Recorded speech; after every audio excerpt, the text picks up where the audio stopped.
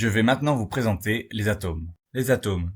Lorsqu'ils s'associent, ils forment une molécule. Tous les atomes possèdent un noyau. Dans celui-ci, on retrouve des nucléons. Les nucléons sont des particules qui se trouvent à l'intérieur du noyau. Il s'agit des protons, qui ont une charge électrique positive, et des neutrons, qui ont une charge électrique nulle. Dans les atomes, on retrouve également des électrons. Ce sont des particules qui ont une charge électrique négative. Ceux-ci gravitent sur différentes orbites autour du noyau. Pour finir, les atomes sont électriquement neutres, c'est-à-dire qu'ils possèdent autant de protons que d'électrons, afin que leur charge totale soit nulle. Comment représenter un atome?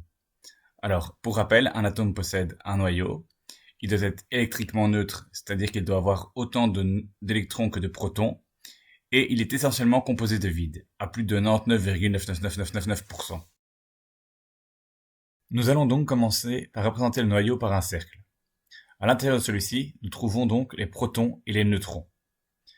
Ensemble, ils représentent les nucléons, c'est-à-dire les particules du noyau. Maintenant que j'ai représenté le noyau, je peux représenter les électrons. Pour rappel, l'atome étant électriquement neutre, il possède autant de protons que d'électrons. Ici, j'ai représenté 4 protons, je dois donc représenter 4 électrons. Ceux-ci gravitent autour du noyau sur différentes orbites, qu'on appelle également les couches électroniques.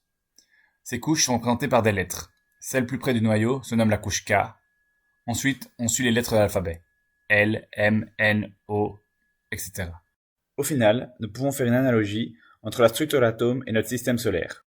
Le noyau, qui se trouve au centre de la structure atomique, correspondrait au Soleil, alors que les électrons peuvent être comparés aux planètes qui gravitent autour du Soleil sur différentes orbites. Et pour finir, notre système solaire est situé dans l'espace, que l'on peut facilement comparer au vide qui compose la majorité de l'atome.